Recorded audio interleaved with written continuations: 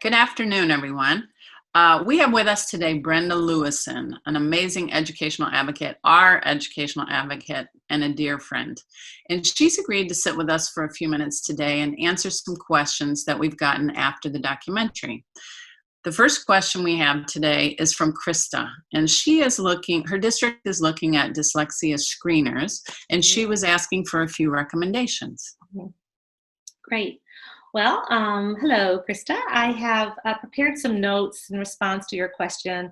I think one of the main things I want to share with you is it's important, if there is a committee that is being developed in your school district, to make sure there's a parental component to that. I think having parents be a voice in that process is really important. I will also share with you that the early screeners, I think, are so critical in identifying our kids who are in need of reading support. You are specific in saying that your district is beginning to look at screeners for dyslexia. So I can share with you a couple of suggested screeners. It really is a complex process, and that the districts have to look at many variables in making that decision.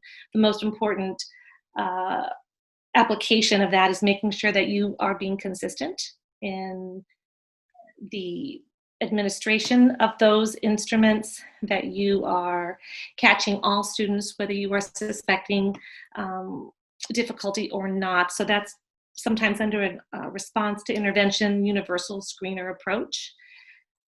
Some of the screeners that I would like to share with you are the Get Ready to Read.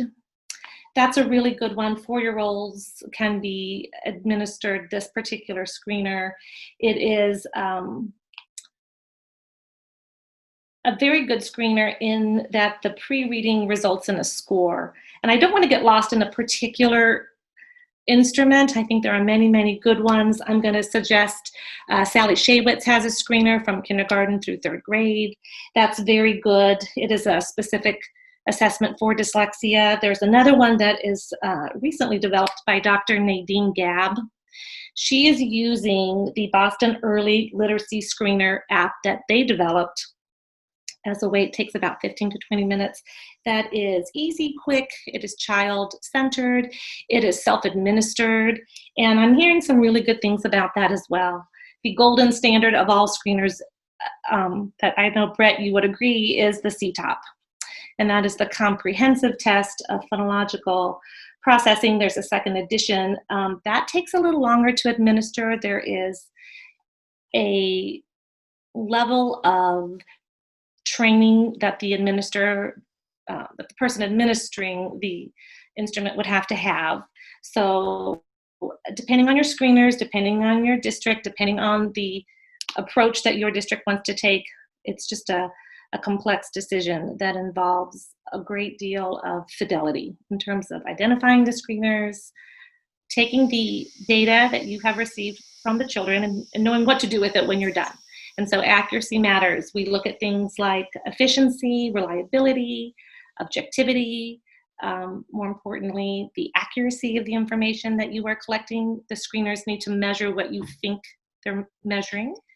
And when you have all that data in front of you, there needs to be a great team involved in knowing what to do with it.